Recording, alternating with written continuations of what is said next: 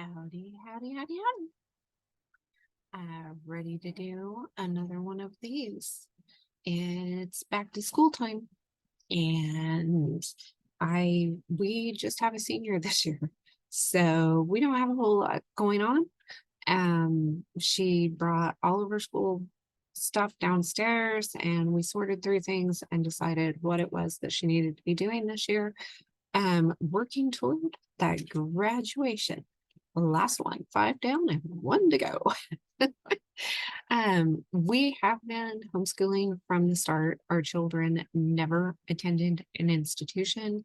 Number 5 did take some speech therapy classes, which he really enjoyed. And thankfully, they were really nice to work with me so that uh, they could kind of teach me the concepts that I to work with him, got some good ideas from it and stuff.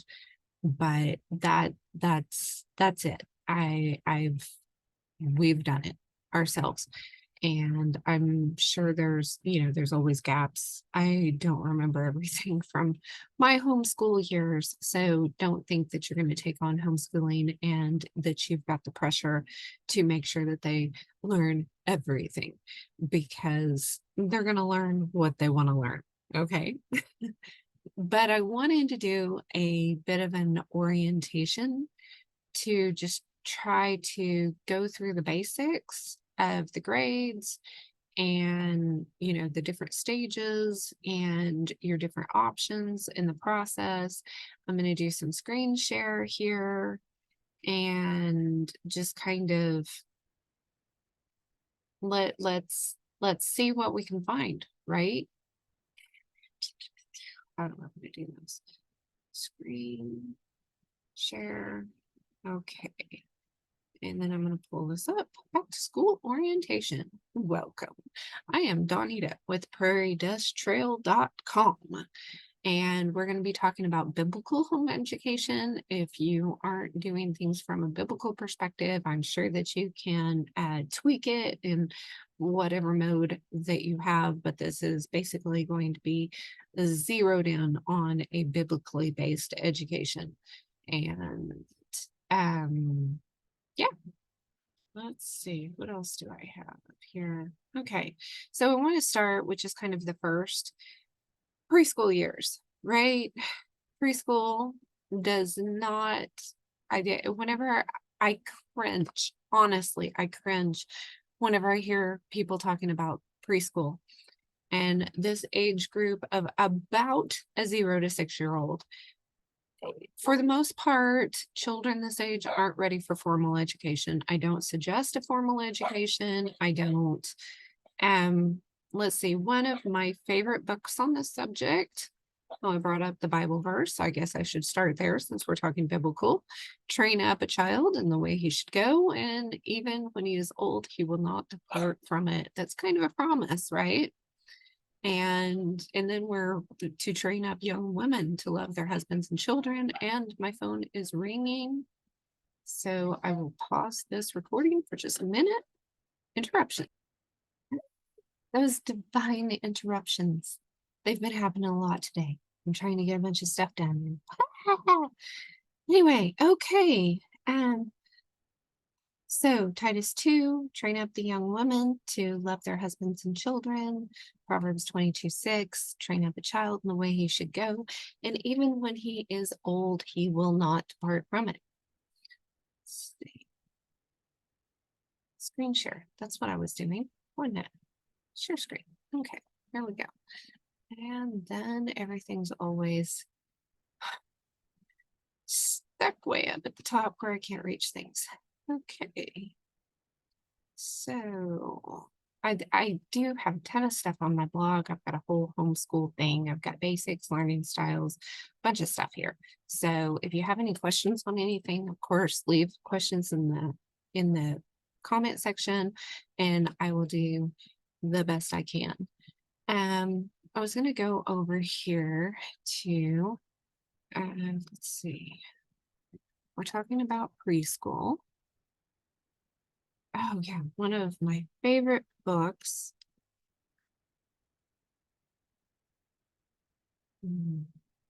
is by Raymond Moore.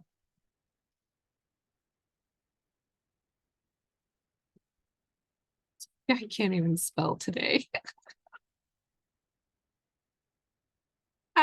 The Successful Homeschool Family Handbook. This was it was the first homeschooling book I ever read.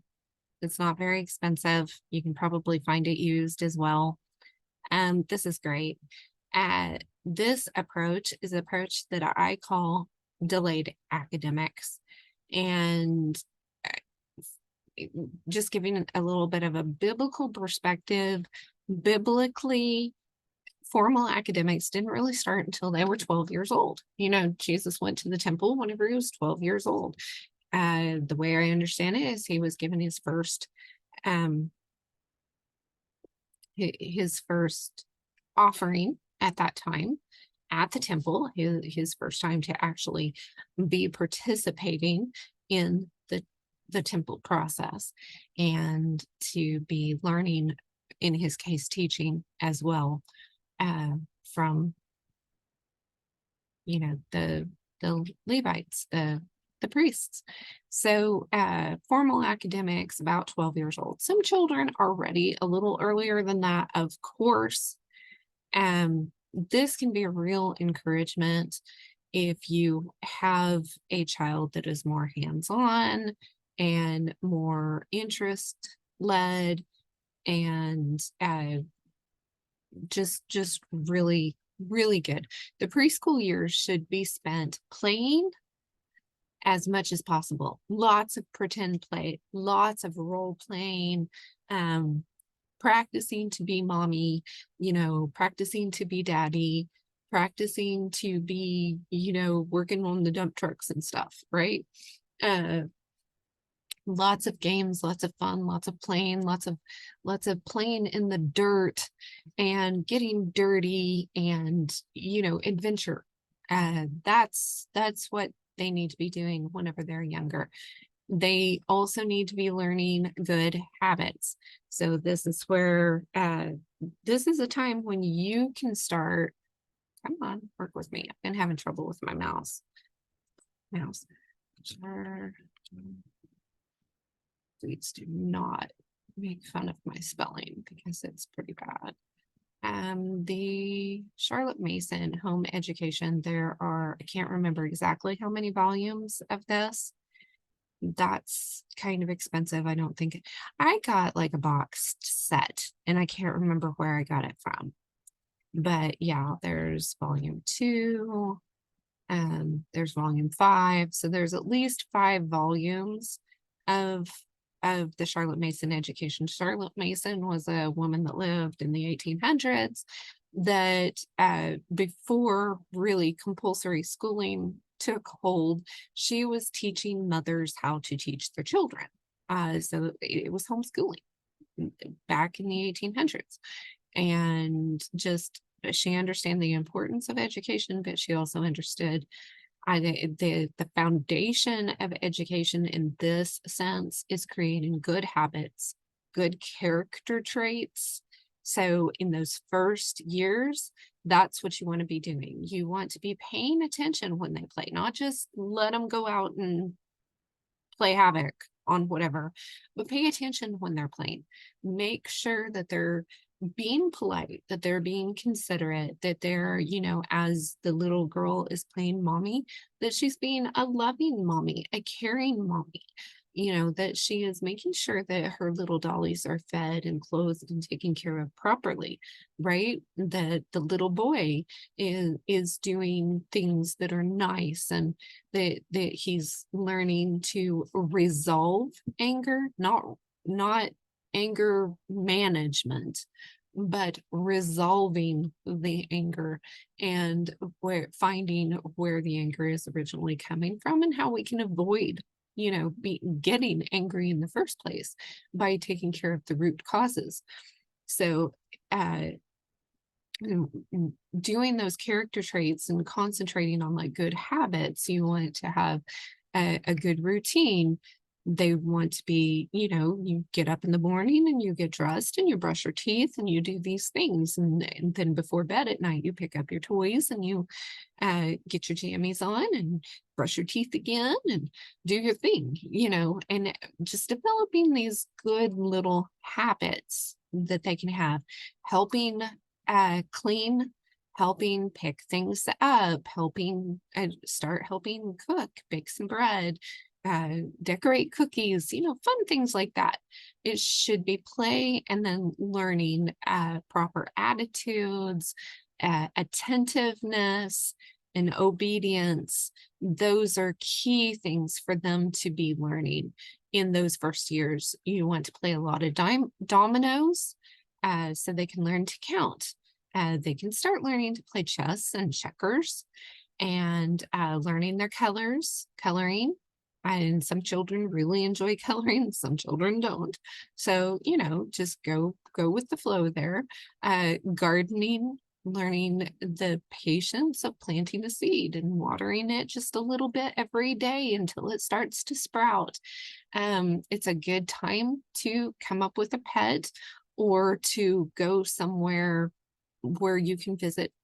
They can visit pets and learn how to be gentle with a cat or a dog, or whatever it is, some ride a pony, whatever you have available in your area. If you happen to live on a homestead or a farm, then this is a great time for them to start having their own chores. From 0 to 6 years old, whenever they start getting up, walking around, carrying toys around, they can carry a little cup full of dog food to the dog food bowl and pour it in. And they can start learning to do things like that. And they can learn if they spill some to pick it up and clean things up, wipe things off, dust the furniture, things like that.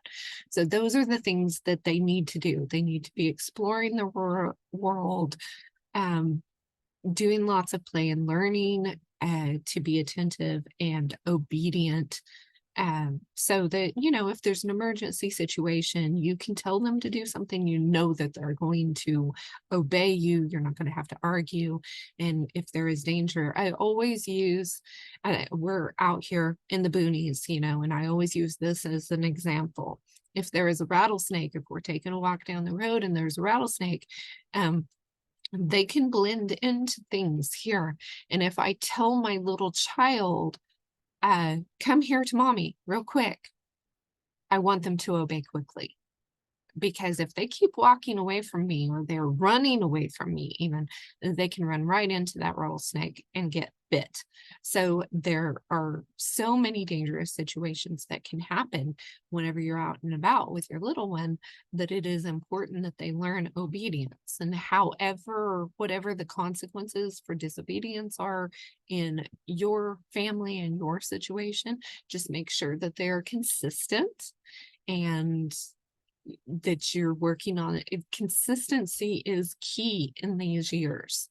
Like I said, learning those habits, helping them learn boundaries, and the boundaries around them will help them establish healthy boundaries around themselves as they grow. So it's a very important time for them to learn these things. But it's not a great time to just be pushing a bunch of books and a bunch of math and stuff like that. This should be fun time. Okay. All right. So the next, you kind of have, and different people are going to call these different stages. I'm pulling things out of just my experience here. So the elementary or grammar stage, I'm talking this from between ages 6 and 11 years old ish. Every child is different. This to me is the sponge and regurgitation stage. They are sponges. They start just soaking in information from around the world around them. And then they can regurgitate it, and they want to regurgitate it to everybody. This is the time period whenever they are talking your ear off, and it is constantly, mommy, why? Mommy, why? Mommy, what? Mommy, how does this work? How does that work? You're getting all of these questions because they're just soaking in that information. Again, you want to focus on those habits even more at this time, and you really want to study nature around you. They really need to be, just studying the world around them and just soaking in all the information possible. This is when all kinds of blocks and things are great. They should be building things. They can start learning how to use simple tools with supervision, of course. You want to be spending time outside if they like to. If you have a quiet one that likes to spend lots of time coloring, take them outside to do some of that. See if they can color some of, reproduce some of the pretty colors that they're seeing out. Would be a great time to get a beehive or go visit a bee farm, a beekeeper in your area or something, and go visit places where they can learn things from other people. They will just soak in that information. Math should be tactical, and abacus.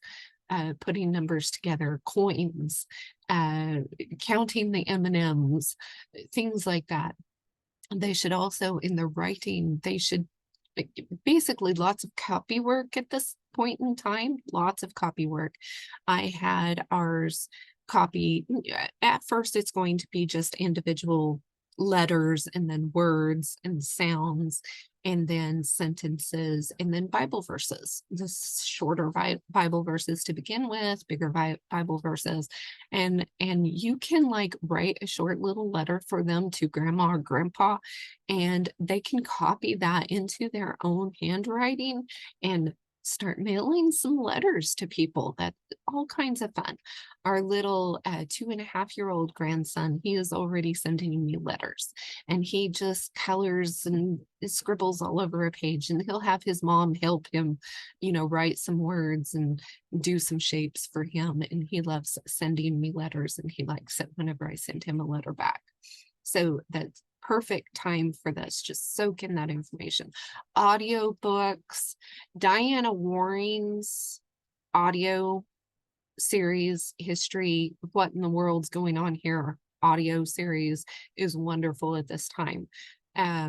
If you have an auditory learner, especially, they will soak it in, and then they will regurgitate it to anybody that they see and tell people about all these neat historical facts that they're learning. A non-auditorial learning, a more visual learner isn't going to get as much out of that. They're going to get more out of like videos. Keep the videos to, a minimum as much as possible. Make sure that the stuff that you are watching at this point is mostly educational in some way, shape, or form.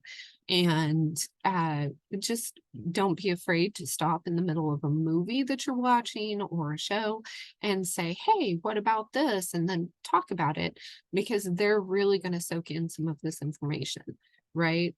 And then my favorite, let's see if I can pull this back.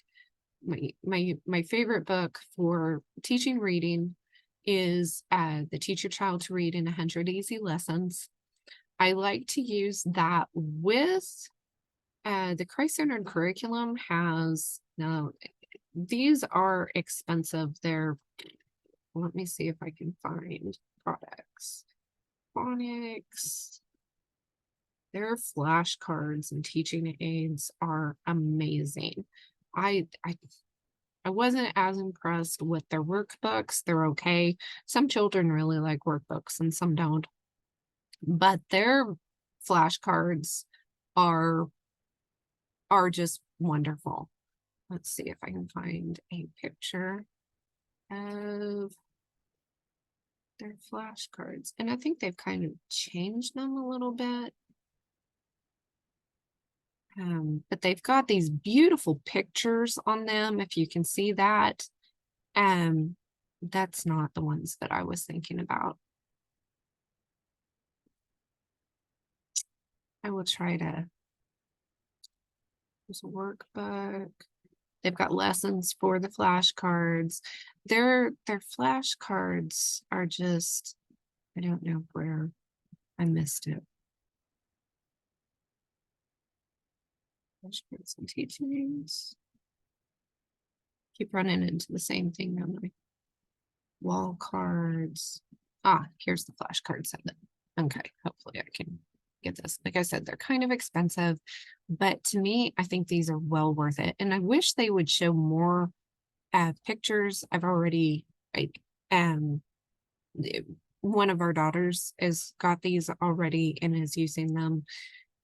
But they'll have like A for Adam, and they'll have a little Bible verse, and then they'll have like a little story or a poem on the back that goes with it. A is for Adam, and I can't even remember what all it says. And it's got and then the different sounds and how they can be used in different words. So you can use these for a long time. So they're not just like a grade school thing necessarily. It's something that can be used later, as we've all got different things that we struggle with at different times, like ph. Okay, ph and the f sound, and the English is broke. Okay, it just so there's some things like that it's like, oh yeah, remember that flashcard. And the fact that they are biblically centered is just amazing. So I loved using these in conjunction with the Teach Your Child to Read in 100 Easy Lessons. This book will bring up the first sounds. I did not teach them the alphabet song. Okay. I used this book first. And so the first things that they learned was not the name of the letter, but the sound of the letter. So it starts with so you learn Sam. And I would pull up those flashcards, and I think it's for snake or serpent, and it has a little story that goes with it. So it reinforces all that, and it like gives purpose to these sounds and stuff for the children, and really goes in good. I used Math UC for math, and once I found that one, it just changed our thought process. Let's see, the Sunlight curriculum, if you've got several children, I know some people that use that, and it looked like a really nice. I never used it, but it's a program that I think probably is pretty good. I like to, for those first years, definitely try to do as much from a biblical perspective as possible. So the primer, you're going to want the blocks. I love that it's got blocks. You could use Legos for this, but they don't always come in the colors and sizes of what you're actually wanting. The blocks are well worth it. They use them for a long time. Yeah, they don't just give you a whole bunch of, anyway, they give you, there's videos that he actually explains each lesson. Each lesson has like, 5 or 6 different parts to the lesson. So they'll have different pages to help reinforce the lesson. And it's a good curriculum. And I'm a math person. I like math, but some of my children did not like math. And this was very hands-off for me. I didn't have to do a whole lot. I could help them if needed, but for the most part, they could figure it out with the information that was given to them, and they could I let them go at their own pace, and I really enjoyed that. So that's what I used there, was basically those two to start with.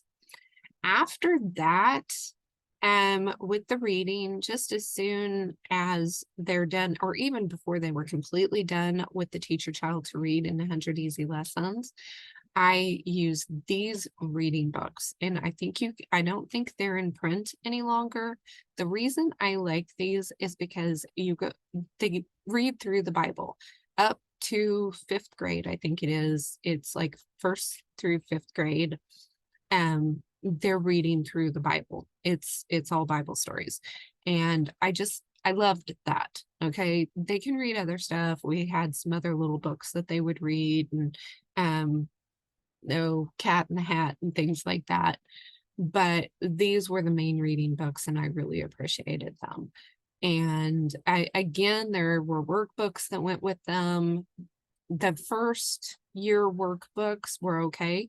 They had fun. There was a lot of cut and paste and uh, little activity things and crafty things that they would do. And that was they enjoyed that. But after that, I'm just not a big workbook person. So there's that available. This company does still publish. The Rod and Staff Publishers does still publish. I like a lot of their books. It's a Mennonite program. Um, and their things are just very no nonsense, very biblically based. And for the most part, I really liked, their posters and the things that they do for their Christian schools were really nice. Good quality without being too snazzy. I'm not for flashy stuff myself. So I like the no nonsense way that these did. So we did that in addition to some other things. And as they took off, ours were very, very different in their reading and how fast they were ready to move on to different things. So I just let them go at their own pace, basically. We just worked a little bit every day. And as they moved on, once they were done with this, then we just moved on to regular books. I didn't do any fancy English books or anything like that. I did do, I suggest another one of those parent resources. Ooh, Ruth Beechick books. I suggest getting all of her books. This one's awesome. This one's awesome. But the ones that you will really want will be the 3 R's. And you can teach your child successfully. These are invaluable. Language and the language wars. These are invaluable. They will just give you the tools and the thought process that you need to help your child learn from everyday experiences and from books they, want to read. I think this is the one that I've got. It's an older edition of it. Anyway, all of her stuff is really good. It's just excellent. We did do the McGuffies, but Catherine would tell you, our oldest, that is torture and do not make your children read those. Some of the stories are kind of like the old Aesop's fables and the Grimm's fairy tales. And as a matter of fact, some of those might have been in there. She said they're very sad stories. She said it was traumatic. So yeah, she would not suggest those at all. I like the idea because they're old fashioned, these are the old books that a lot of the one-room schoolhouses used to teach out of. And so I just like the idea of having them. She did not enjoy reading them. So yeah, after that, then you can go to library books if you have those available, or let's see, I have a couple of books that have like just listings of books, like according to like grade level and things like that. The G.A. Henty books are really fun, historical novels.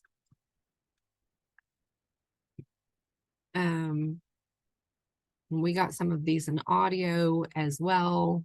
These are a lot of fun. So those are good. Of course, Little House on the Prairie and Green Gables.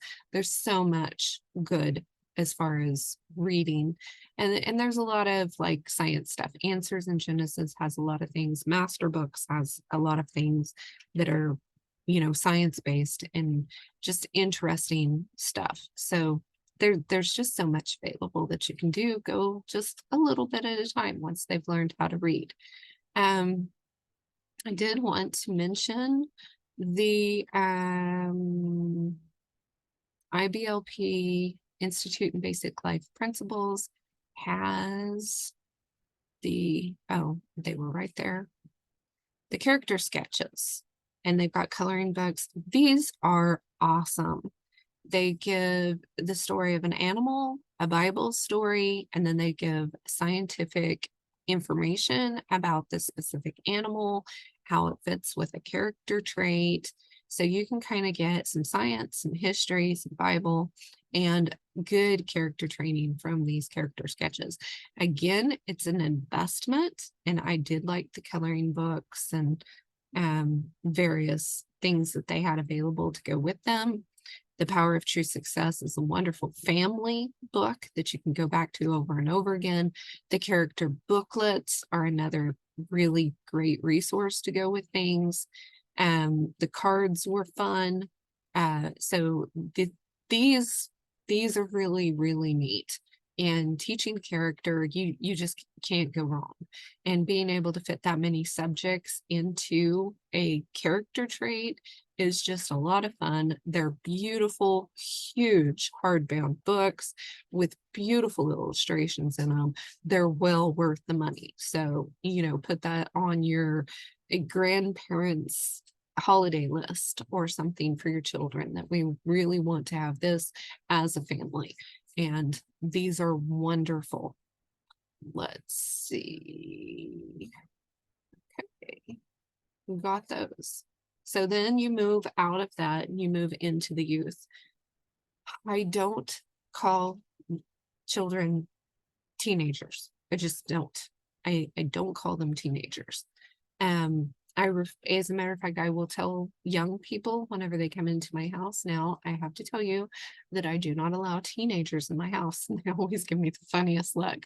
I said, when you step into my house, you are either a child or an adult, and you will be treated as such. So it's a lot of fun. But that's just been my attitude. So they hit about the 12, 13, 14 stage, depending on the child. Everybody's different. And then they start hitting this reasoning stage. They've been soaking up through the sponge stage all of this information. All of a sudden, they're wondering how all the pieces fit together. So they want to know when, what, who, where, why, how. And this is when you really need to be focusing on that character. And that will help you. Okay, why did David have these problems in the Bible? Why do things work a certain way, the way they do? They need to know these things. So they're in like treasure map mode. And that's when you really need to be talking to them about these questions, answering these questions. When you start losing children is really when you quit answering the questions that they want, or you're not answering their questions to a point that they feel like they're getting the answers that they need. So this is the point when you're going to start helping them learn how to research things and helping them get those answers. That will be your job during this point, is helping them get the answers to the questions that they have. It's this is a wonderful opportunity stage, because this is when they're really making a transition, and they're more open to changing their perspective on things. Attitudes will change for the better or for the worst. So you have an opportunity at this point to really be working with them to start to become the people that they are going to become at this stage. So this is when you really want to watch the information that they're taking in. You don't want nilly-willy videos going on. You want purposeful content coming into their minds at this point, so that they're getting the right answers to their questions. And if they're always going to come up with a question that we don't know. I mean, we still have questions to this day, right? I mean, I love Shelley's Question the Narrative. She is exploring those questions, right? If you haven't visited Shelley over at There's No Place Like Home, she has a wonderful YouTube channel, and she talks about homeschooling, and she also has a series called Question the Narrative.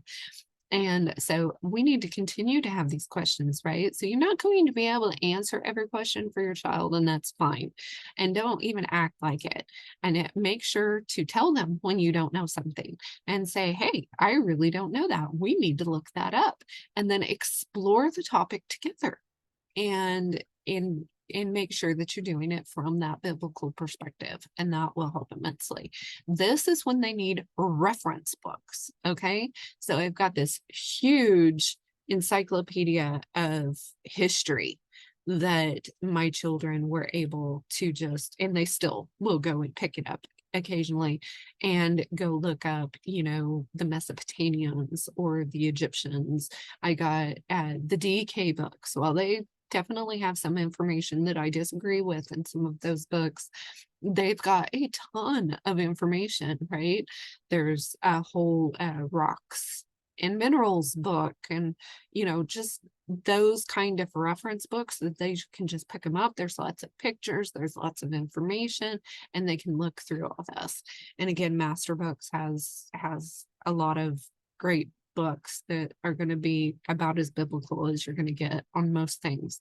And just make sure to talk about the stuff that you do disagree with, or that may not actually fit the facts, or fit into the biblical perspective, and just, start talking through those things.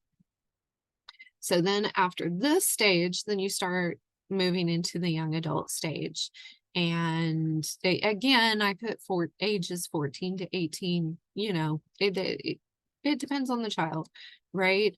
This is the pre-adulting stage, and they need to be focusing on life skills. Okay. So they need to be learning about the workings of the government, home and auto maintenance.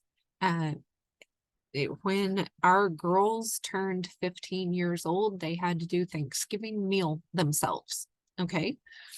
I taught them how to cook and bake in between there and there. And of course, I was observing, I was there to help, but they basically did Thanksgiving meal themselves. They thought it wasn't really fair that the boys hadn't had to do that. So when the boys were like 14 and 16 or something in there, they did it together. They did Thanksgiving meal. So all of our children know how to cook. All of our children know how to clean the whole house. And all of our children know how to change a tire, change the oil in a vehicle. Well, they can change the oil in the tractor, I think, too. So, I mean, they can do all of those kinds of things. It was also important for us that they learned how to butcher small livestock, well, and even large livestock. They can do it. They can butcher a deer, things like that. Those were things that were important to us. We went through the Foxfire books. Those are just a wealth of information, very interesting. Classic literature. This is when we're going to do Lord of the Rings, Chronicles of Narnia,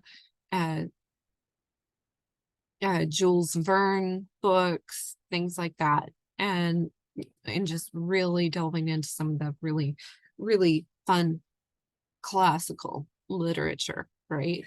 Financial management. They start helping with the paperwork with my husband's business. They start learning how to do the invoices and do some of the basic financial stuff. They become part of our business at this point in these ages. They start to lean toward a particular career or trade skill development in what they're wanting to do, start dipping their toes in some various things, see what they're going to like. I don't have them pick something specific and say you have to stay on that. No, just kind of try some things, see what you think. We did go, we talked to some colleges and some trade schools and visited different things. That's not where our children decided to spend their time. There were opportunities for apprenticeships, various job opportunities, things like that.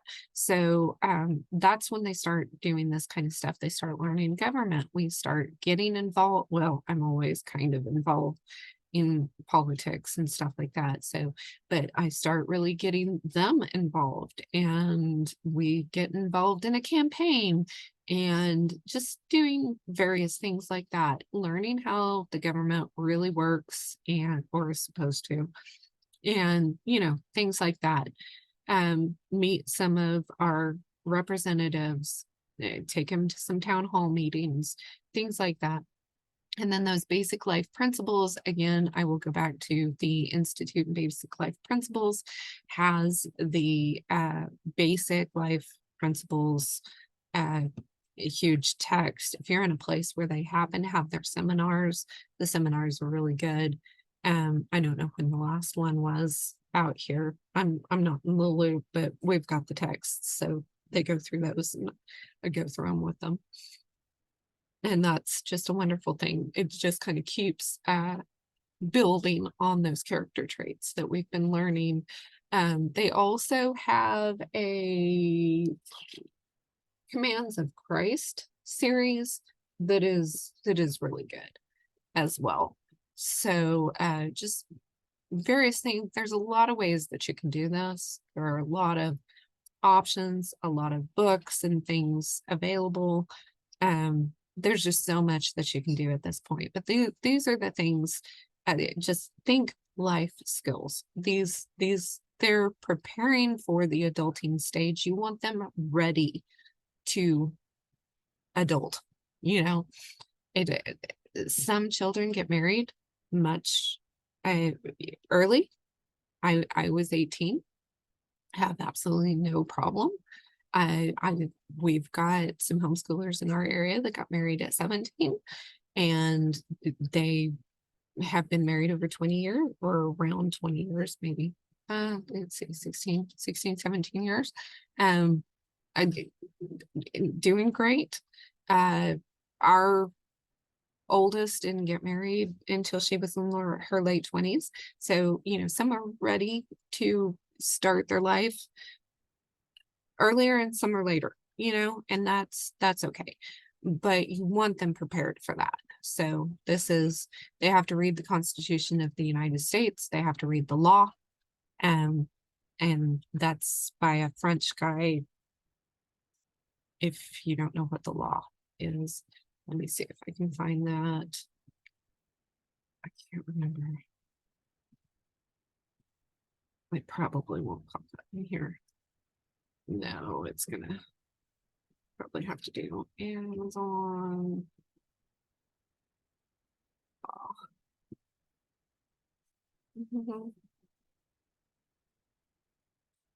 I cannot remember. It's by a French guy. There it is. Frederic Bastiat. I don't know if I'm going to remember to put all of these in the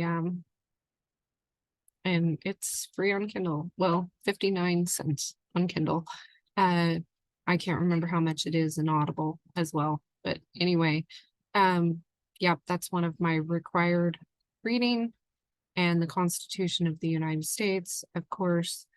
I will try to make sure that I've got links to these for you guys. In the subscription in the description, I've talked about a lot of things here, and I'm trying not to go overboard with it, and probably am. And then, you know, it doesn't stop after graduation. Okay. Whenever they graduate, I make up a transcript just with a spreadsheet. I make up a 4-year transcript for their high school of basically what they've learned, have a list of books that they went through and read and did, and that way, if they do decide to go to college or trade school or whatever, they've got that for that. But education, you know, the whole idea is you're teaching them how to research, you're teaching them how to love to learn. Okay, that's the point here. We want them to be able to read, write, do basic arithmetic, and know how to find the information that they need in order to learn. And lifelong learning is the goal here. So there's plenty of options. There's entrepreneurship, starting their own business, which I think every child should start their own business at some point in their lives. I was blessed to have been able to start a summer business of my own, supported by a community that I was living in at the time. And it was an amazing experience to do that.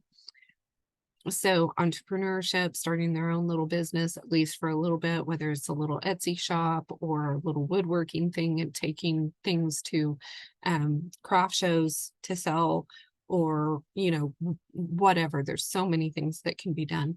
An apprenticeship, we need more plumbers, electricians, things like that. Uh, it's the schools don't encourage young people to go into trade, and we're running out of tradesmen. Okay, so we need that. So an apprenticeship is a great idea, to apprentice with a painter, an electrician. Here in Oklahoma, a young person can get an apprentice license with an electrician at the age of 15.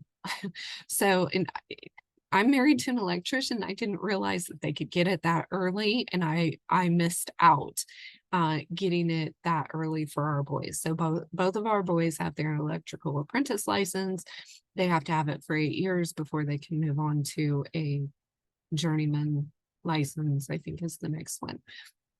So, I mean, it's just an excellent idea to do something like this. An internship, we've done two of our children have done internships, and wonderful experiences, absolutely wonderful experiences. One of them went and did an internship with Character First in Oklahoma City, and she actually taught character in the public schools in Oklahoma City. An amazing experience for her. She made lifelong friends there and learned lifelong lessons in the process. One of our sons did an internship with a local arts theater, and he learned a lot. He's very shy, like his mom, and really came out of that, and just it was amazing for him. Really good experience. And then, of course, trade schools are a great idea. College is not the only thing. And the more things change in the world, the less and less I think college is a good idea at all. Seriously. If somebody is interested in helping in healthcare, my personal suggestion, if one of my children was wanting to go into healthcare, would be to suggest that they start learning homeopathy or homeopathy. How do you say that? Homeopathy, herbalism, to become an herbalist, homeopath, midwife, things like that. I would very much suggest wildcrafting, foraging, things like that would be the things. There's also like schools that have just popped up out of the woodwork for learning how to sew. Vintage sewing school. I enjoy watching Evelyn Wood with Vintage Sewing School. She's on YouTube. That looks like all kinds of fun. If one of my girls, I wish one of them was interested, I would definitely consider that one. Kathy Hayes, I can't remember what her sewing school is called, but that would be an amazing one as well. And then traditional cooking school, Wordy with traditional cooking school. I mean, she's got a wealth of information there for learning everything from sourdough and sauerkraut to cooking gluten-free and all of those kinds of things. So if you have one that is interested in that type of stuff, there are alternatives to college that I think would be much more fulfilling, in my opinion, and cost less as well. So, I mean, I realize there's scholarships and all kinds of things like that, but I'm not convinced, even in the Christian colleges, that that it's not counterproductive for those of faith to attend. So that's my personal opinion. I definitely don't judge. I've got friends whose children have gone to the various universities and got nursing degrees and whatnot. And I appreciate that. And every family needs to do something different. Okay. But I also do not despise meager beginnings. And children can learn a trade, start a small business, do an apprenticeship or an internship, and they can work their way through college if they're wanting to become a veterinarian or something, right? And I see absolutely nothing wrong with that as well. They're going to appreciate it more, and they're definitely going to appreciate being debt free if they can do it that way. So I would never encourage anybody to ever go into debt, period, at all. If you can possibly keep away from that, do so. If you absolutely feel like you need to go into debt or that you need to help your child go into debt, then help them. The goal should be to get out of debt as quickly as possible. We've had debt before, so I mean, I understand. And it took us a while, but it felt so good to get out of debt. So if you can possibly get out of debt and help your children to stay out of debt, then that's a wonderful feeling. So I think that that's all I've got for you. Like I said, just kind of a basic orientation on what it's not, I'm going to say this. I'm going to say it. It's not rocket science. Okay. Educating your children doesn't have to be this huge major thing. And I know each state has different laws, so definitely look up homeschool legal defense and find out what the laws and regulations are for your state. Thankfully, in Oklahoma, we have nothing. It was written into the Oklahoma Constitution. We just have to keep an eye on our legislators and make sure that they don't mess with it. So I have loved the freedom that we've had here. And, as an adult, nobody has ever asked to see my transcript. Nobody has ever asked our older children for their transcripts. They let them know that they're homeschooled, and usually they're welcomed with open arms. And nobody, I mean, whenever I would fill out an application for a job on my resume, I do have my education there. I don't think anybody cares where I graduated high school. I don't think anybody cares what college I attended, all that kind of stuff, or how many years, or it doesn't. Half the time whenever people are applying for jobs, it's something for which they don't, it's not in the same area that they have got their degree in the first place. So don't lose a lot of stress. Don't lose any sleep off of it. Don't stress out about it. Don't let anybody pressure you. I've got a family full of teachers, right? So I felt, plus our whole community, we were the first homeschoolers in our county. So there was a lot of stress that I had from having the whole community's eyes on me. But we had a blast. Homeschooling is an adventure. It's fun. I know our youngest cannot imagine going to school, especially the things that she hears are happening in schools today. And when she's visiting with her friends online who have attended public schools or Christian schools, she's been grateful to have never had to be put in an institution in that way. And she is very happy to have been homeschooled. And I think if you talk to any of our children, they will all tell you that they are glad that they were homeschooled. And I did have people ask me, well, what if they want to go to school one of these days? And the only one that ever said anything was our oldest. And I realized she was like 7. I think 7, 8 years old. And she's like, Mom, I want to go to school. And I'm like, why? Where is this coming from? Well, I realized whenever we went to the grocery store, we would drive by the school and there were always children out playing in the playground. She thought it was the same children playing out in the playground all day. So here she has to do reading, writing, arithmetic. She's having to do school, and they're just playing out on the playground all day. So once I explained to her, oh no, they're sitting at a desk for a majority of the time, and different classes take turns going out and playing out on the playground.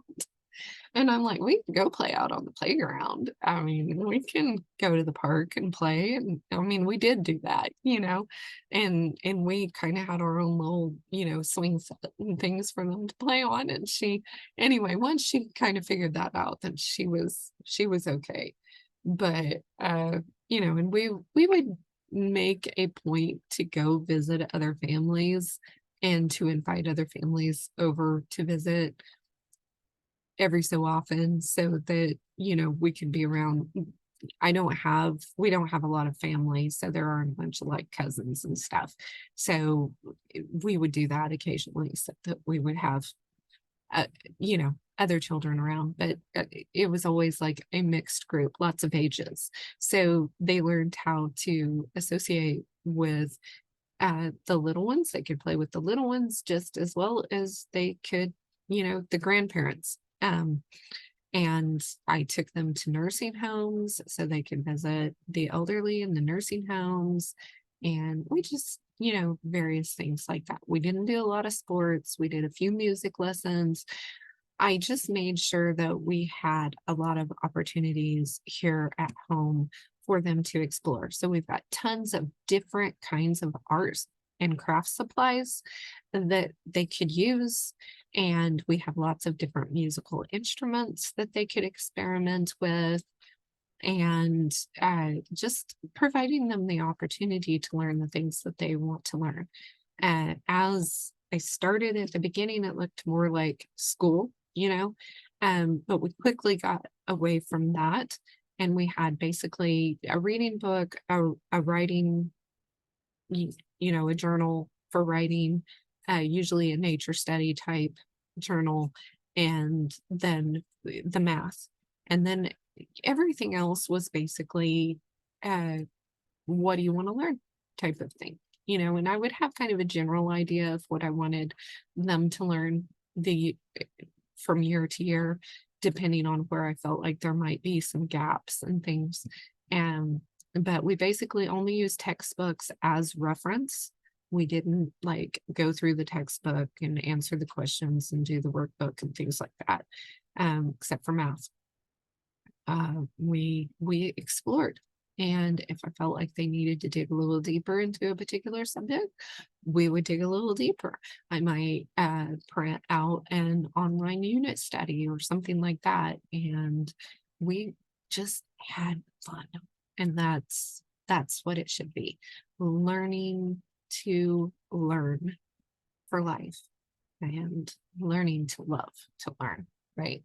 So anyway, I hope this was helpful. And if you have any questions, please do leave them in the in the comments, and I will try to put links to these resources that I'm suggesting in the description. I hope I will catch it all, but if I don't, please forgive me and remind me if I've missed something. So anyway, thank you so much for being here, and may God bless your school year.